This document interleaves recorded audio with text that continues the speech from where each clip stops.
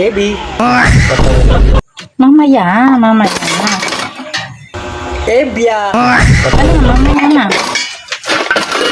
Ay, lingon. Tumigil din. Ano ba? Eh, kayo naman ito si Ebyang. Nakakaiyamat ka kasi. Agang-aga. Eh, ano naman gayon? Hindi naman ako yun eh. Kahit na hindi ikaw, gigirahin ko yon. Eh, sige, sabihin kung anong gagawin ko. Dapat binablock mo na.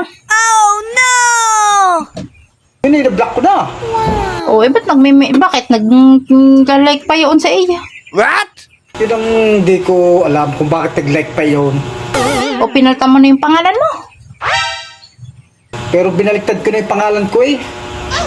Binaliktad mo. O kaya dinugtong mo yung pangalan ko sa iyong Facebook.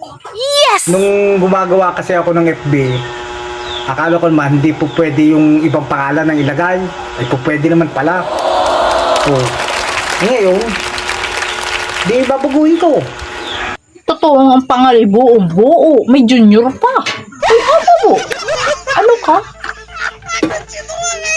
Ano yun? Pang national ID, kailangan buong pangalan? Kalabong mo naman kausap. Sinasabing niyang akala ko hindi pwede. Sa akin, ang iniisip ko, ako nga, hindi nga pangalan ko eh.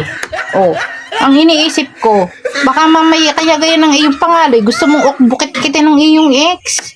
Para, kumusta kaya si ano? Ano kayang update sa kanya?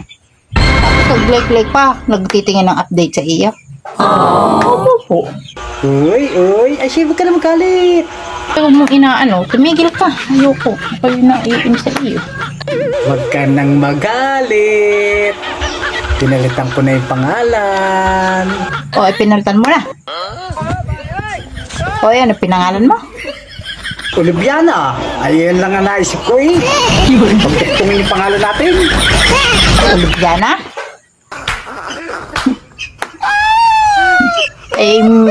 Profile.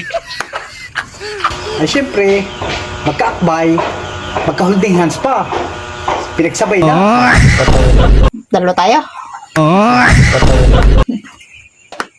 Maganda yung picture ko doon. Ay, napakaganda na kuha mo doon. Para kang isang bulaklak ng kampupot na namumugot tangi sa ganda. Dapat yung may filter.